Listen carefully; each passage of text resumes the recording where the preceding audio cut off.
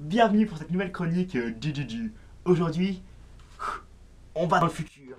Du.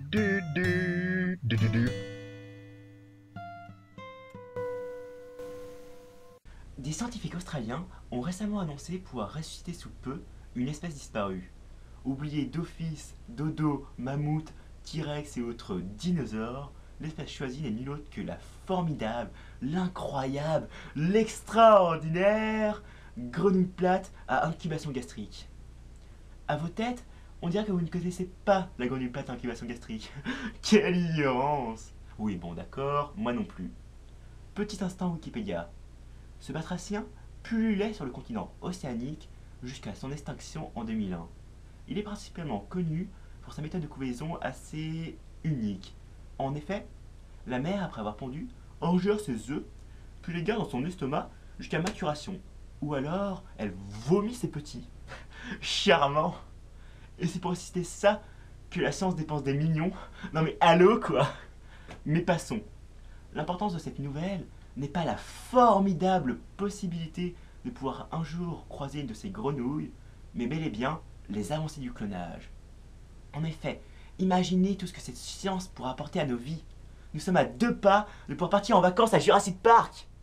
Le rêve de tout homme de pouvoir un jour aller chercher le pain à dos de Diplodocus est sur le point de devenir réalité.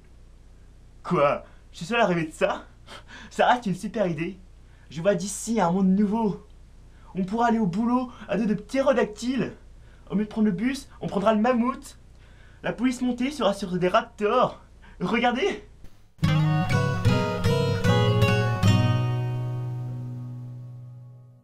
Merveilleux, n'est-ce pas? En plus de ça, on n'aura plus besoin d'essence. Fini la pollution. Autre domaine, ces dinosaures pourraient aussi changer les animaux de compagnie. Vous avouerez qu'un raptor a quand même beaucoup plus de charisme qu'un chaton. En plus, ça renouvellera un peu les vidéos sur YouTube. Brownies, viens me faire un câlin.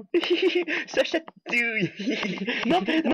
Enfin, lorsque mon fidèle destrier ne pourra plus me porter sur son dos, je l'emmènerai à l'abattoir.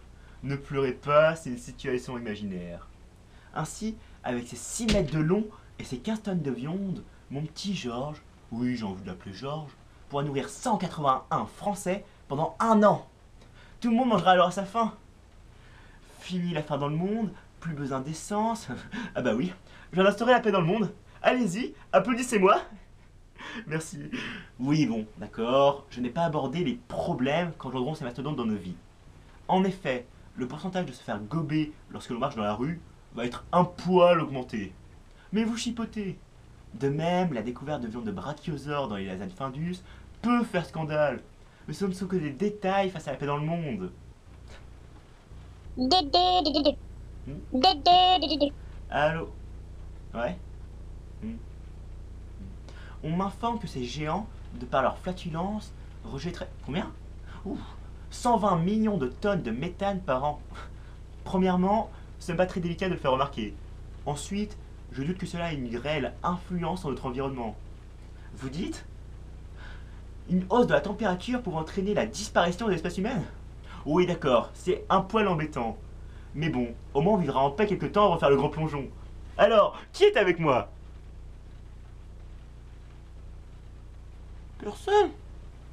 Personne? Pff, gardez vos grenouilles qui vomissent, moi et Georges vous donnons rendez-vous dans 10 ans.